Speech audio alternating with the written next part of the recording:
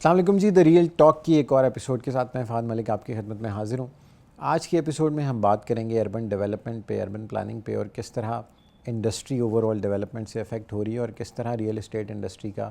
Revival possible ہے۔ اس پہ بات کرنے کے لیے ہمارے ساتھ موجود ہیں ڈاکٹر سرور سندھو صاحب۔ ڈاکٹر صاحب کا تقریباً 35 سال کا تجربہ ہے اربن ڈیولپمنٹ اور پلاننگ میں۔ ڈاکٹر صاحب آپ کا بہت شکریہ، آپ نے وقت دیا۔ سب سے پہلے مجھے یہ بتائیے کہ یہ وہ پاکستان کی واحد انڈسٹری ہے ریئل اسٹیٹ کی جو کبھی بھی اسٹریٹ پاتھ پہ نہیں چلی، یہ اوپر جاتی ہے نیچے جاتی ہے، 2 سال رائز آتا ہے، 2 سال ڈاؤن فال آتا ہے، اور لوگ ڈیسائیڈ نہیں کر پاتے کہ ہم نے اس انڈسٹری میں انویسٹ کرنا ہے یا نہیں۔ دس از ویری انفارچونیٹ کہ اتنی جو بیک بون ہے ہماری اکانومی کی، وہ انڈسٹری گم کا شکار ہے۔ جب ہم اس کو تھوڑا سا وائڈر کانٹیکسٹ میں دیکھتے ہیں کہ ادر دین کہ جسٹ اے پلاٹ، ایک تو یہ بات بڑی کلیئر ہے کہ it's not just a plot, dreams,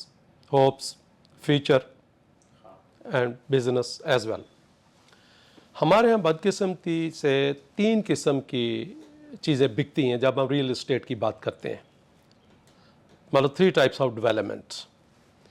ایک ہے جو ادارے ڈیولپمنٹ کرتے ہیں، جیسے سی ڈی اے ان اسلام آباد ہے، پروڈکٹس آر ویری فائن،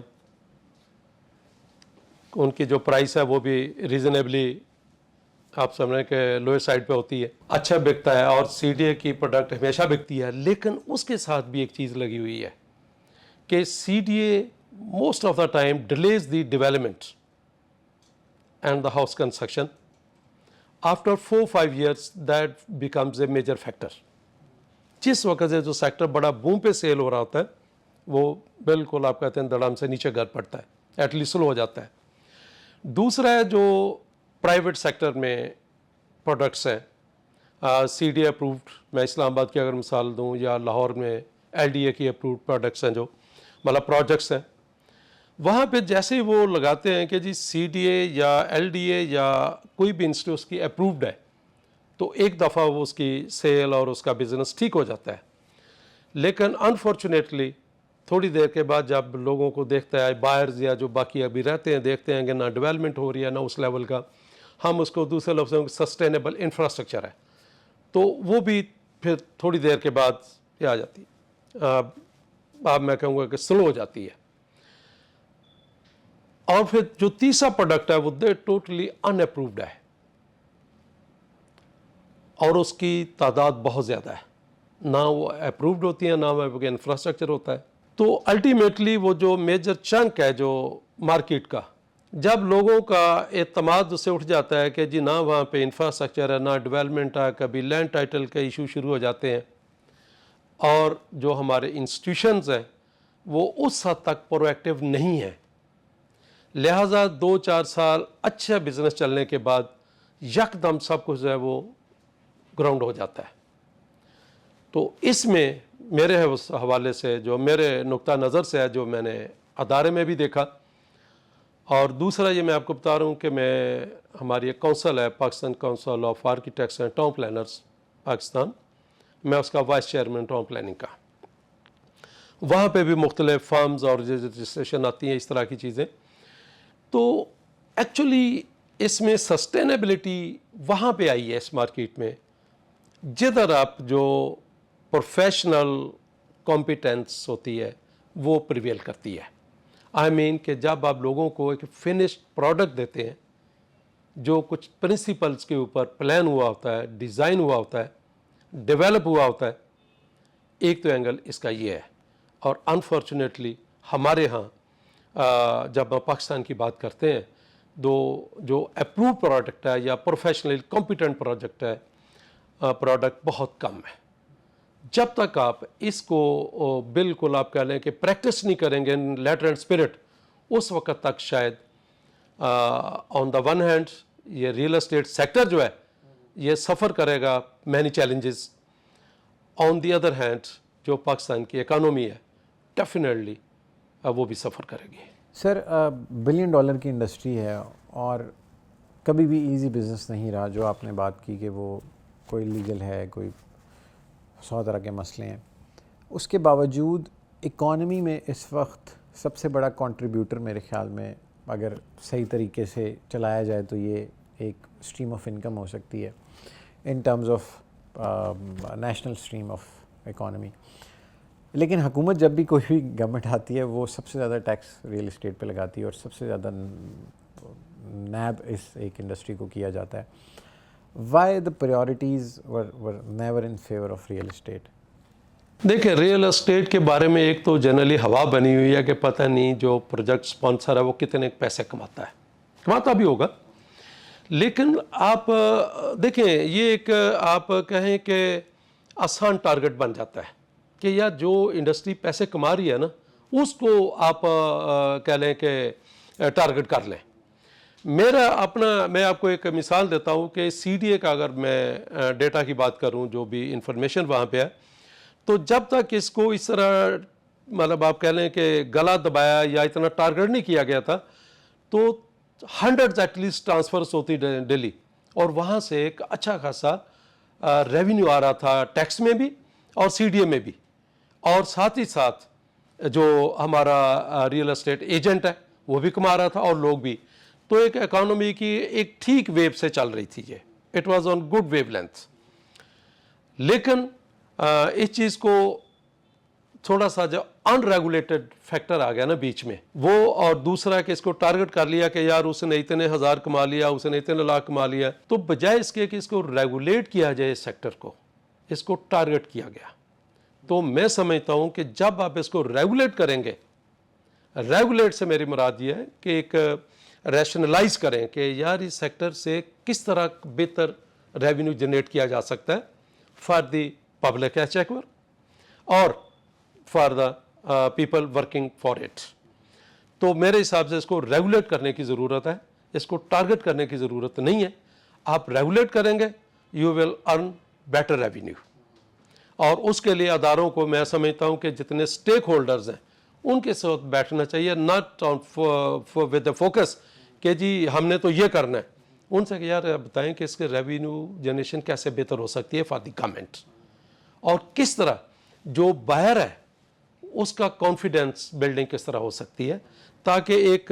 اچھی ویو لینتھ پہ یہ ایکٹیویٹی چلتی رہے, بجائے اس کے کہ 2 مطلب سال کے بعد پھر 10 سال کے لیے یہ گراؤنڈ ہو جائے یا بالکل سنک کر جائے. اور ساتھ ہی ساتھ میں سمجھتا ہوں جو ادارے ہیں سی ڈی این اسلام آباد, ایل ڈی این لاہور,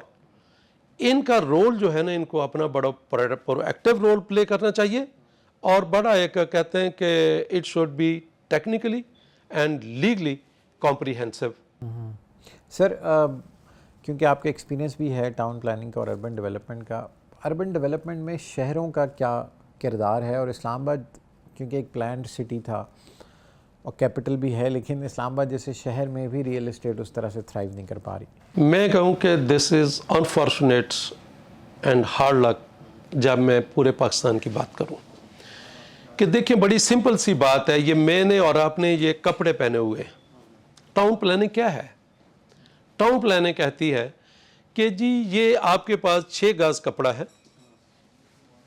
اس کے یہ سٹینڈرڈ ہے کہ اگر آپ سٹینڈرڈ اس میں فٹ ہو گیا کہ آپ کے بازو لینتھ یہ ہوگی تو یہ اچھا لگے گا, قمیض کی لینتھ یہ ہوگی تو اچھا لگے گا, اس طرح کی اس کی شیپ ہوگی تو اچھا لگے گا. اپنے سوٹ کے لیے اتنا بہترین درزی کے پاس جاتے ہیں جو آپ کو اچھے طریقے سے وہ کانٹ شانٹ کر کے اس کی, میں دوسرے لوگوں کے ٹاؤن پلاننگ کر دے کہ لینڈ یوز پلاننگ کر دے آپ کو کہ بازو کہاں ہونے ہیں. لیکن اپنے شہروں کے بارے میں پبلک کا ایٹیچیوڈ تو ہے ہی ہے, لیکن گورنمنٹ کا ایٹیچیوڈ بہت ہی میں سمجھتا ہوں کہ اٹس میزریبل. مثلا پہلی بات تو کہ ماسٹر پلان کو دشمن سمجھا جاتا ہے, جبکہ ماسٹر پلان ہی وہ ڈیولپمنٹ گائیڈنگ انسٹرومنٹ ہے جس میں بہترین شہر, سسٹینیبل شہر, لیویبل شہر, سٹیز آپ بنا سکتے ہیں, جس کے لیے لوگوں کے لیے روزگار بھی ہے, لوگوں کی زندگی بھی آسان ہے, اور اس میں سسٹینیبلٹی بھی ہے. میں آپ کو بتاؤں کہ جو ٹاؤن پلانرز کے 3 پلرز ہیں جس کو ہم کہتے ہیں comfort, convenience and well being. میں اس فورم کے حوالے سے تھوڑا سا آنکھیں کھولنے کے لیے میں 2 چیزیں عرض کروں گا ادھر کہ مثلاً میں آپ کو بلوچستان کی مثال دوں، وہاں پہ اس وقت ماسٹر پلاننگ کے لیے تقریباً 1.80 ارب روپے خرچہ جا رہا ہے، لیکن امیزنگلی ان دونوں میں سے کوئی بھی ٹاؤن پلاننگ فرم نہیں ہے جو ماسٹر پلانز بنا رہے ہیں۔ اس کے لیے ایک Pakistan council of architects and town planners بنی ہوئی ہے، جس کا جس میں ڈیفائن کیا گیا ہے کہ ماسٹر پلاننگ کس کا جاب ہے،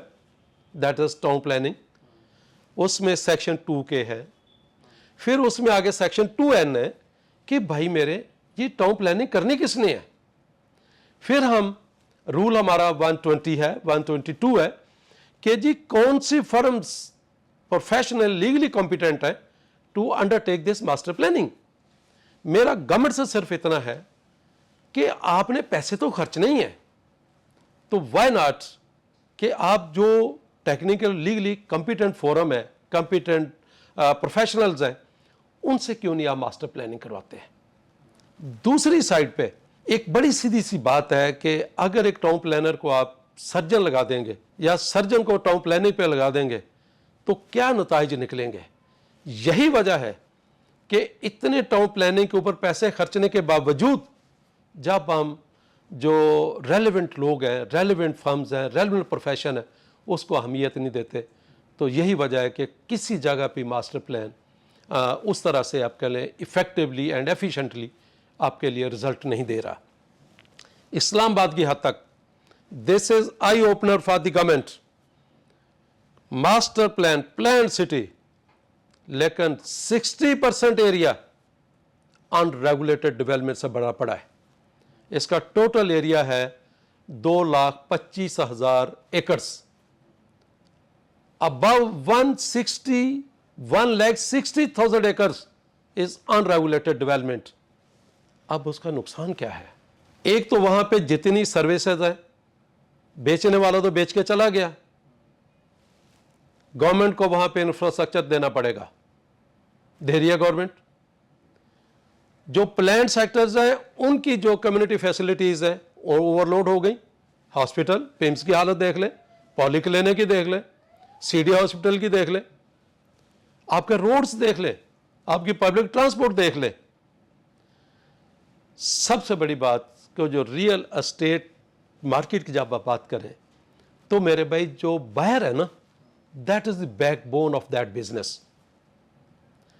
اس کو اپیرنٹلی کہتے ہیں کہ سستا خرید لیا ہے، لیکن جب اس کو وہاں پہ موقع پہ جاتا ہے یا 2-4 سال گزر جاتے ہیں تو ڈس ہارٹ ہو جاتا ہے۔ سو ایک بہت بڑا نمبر جو ہے وہ مارکیٹ سے آؤٹ ہو جاتا ہے، یا اس کا جو کانفیڈنس ہے یا اس کا ٹرسٹ ہے وہ شیک ہو جاتا ہے، تو الٹیمیٹلی آپ کی ریئل اسٹیٹ مارکیٹ اور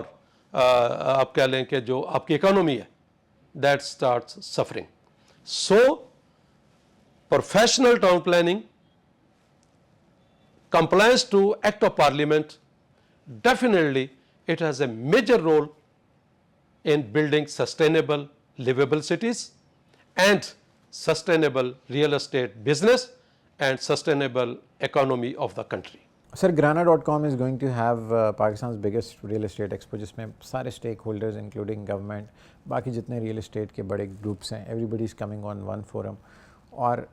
کیا آپ کو لگتا ہے کہ اس قسم کی ایفرٹ سے انڈسٹری کے ریوائول کے لیے کچھ نہ کچھ ہو سکتا ہے؟ دیکھیں اس کو ہمیں 2-3 اینگل سے دیکھنا ہوگا۔ ایک تو مطلب اٹ مسٹ بی اپریشیٹڈ، کوئی پرائیویٹ ادارہ جو ہے ایٹ لیسٹ وہ آگے آیا ہے کہ میں اس چیز کو لائم لائٹ میں تو لاؤں نا، کہ بھئی میرے ایشوز کیا ہیں، میرے سماعت گرانا کے نہیں، اس ریئل اسٹیٹ سیکٹر کے، کیونکہ ریئل اسٹیٹ سیکٹر سے آپ کی نیشنل اکانومی جڑی ہوئی ہے، اس سے آپ کی انڈسٹری جڑی ہوئی ہے، اس سے آپ کے ادارے جڑے ہوئے ہیں۔ So it has always multiple impacts. So سب سے پہلے تو اٹ مسٹ بی اپریشیٹڈ کہ انہوں نے یہ اسٹیپ لیا ہے۔ دوسری بات میں کہوں گا کہ بجائے اس کے کہ صرف ایک ایکسپو کو آپ اس تک محدود رکھیں کہ اپنے پروڈکٹ ہیں ان کی پبلسائز کریں، آپ ان کے ایڈورٹیزمنٹ کریں، میں سمجھتا ہوں کہ اس کے لیے آپ کو 2 اور چیزوں کو اس کے ساتھ انٹیگریٹ کرنا چاہیے۔ نمبر 1 کہ آپ ایک ڈسکشنز کو لے کے آئیں، ایک ڈسکشن ہو کہ جو سٹیک ہولڈر ہیں ریئل اسٹیٹ मार्केट में, जिसमें स्पॉन्सर्स ऑफ वेरियस प्रोजेक्ट्स हैं। कुछ लोग रो हाउसिंग में करते हैं, कुछ लोग जो है वो हाई राइज वर्टिकल डेवलपमेंट में जाते हैं। सो इन सबको आप लेके आएँ डिस्कशन में, वो आके बताएं कि हमारे मसाइल क्या हैं, या हम अप्रूवल नहीं लेते तो क्यों नहीं लेते। डेफिनेटली वो बताएंगे कि अप्रूवल ना लेने के उनको क्या नुकसान आते हैं। और साथ ही साथ जो अदारे हैं इन इस्लामाबाद, CDA, MCI, उनको भी साथ मिलाया जाए, उनको साथ बिठाया जाए, उनके जो एक्सपर्ट्स हैं अर्बन डेवलपमेंट के उनको साथ बिठाया जाए कि भाई मेरे आप इनके मसाइल को किस तरह हल करेंगे, ताकि सबको हम एट वन पॉइंट ला के तो हम एक ऐसा कोई फिलॉसफी तैयार कर सकें, ऐसा प्लान बना सकें, ऐसी स्कीम बना सकें, ऐसी स्ट्रेटेजी बना सकें कि जिससे प्राइवेट जो डेवलपर है हमारा वो एनकरेज हो, और अदारे जो हैं, मैं दूसरे लफ्ज़ों में कहूँगा, they should be made bound, कि जो उनका रोल है उनको डेफिनेटली प्ले करना चाहिए और उनको पाबंद किया जाए और इस चीज़ को डॉक्यूमेंट किया जाए। तो it is to be appreciated and should be appreciated. Doctor साहब बहुत शुक्रिया आपके वक्त का, आपने बड़ी थॉट प्रोवोकिंग बातें की एंड आई होप कि आपके ये मैसेजेस हम टू द राइट सर्कल्स पहुंचा सकें और इस इंडस्ट्री के रिवाइवल की तरफ हम कोशिश जारी रख सकें। आपका बहुत शुक्रिया। Thank you ji. Real talk की इस एपिसोड के साथ जुड़ने के लिए आपका शुक्रिया। अगली एपिसोड में दोबारा मिलेंगे, तब तक के लिए अल्लाह हाफ़िज़।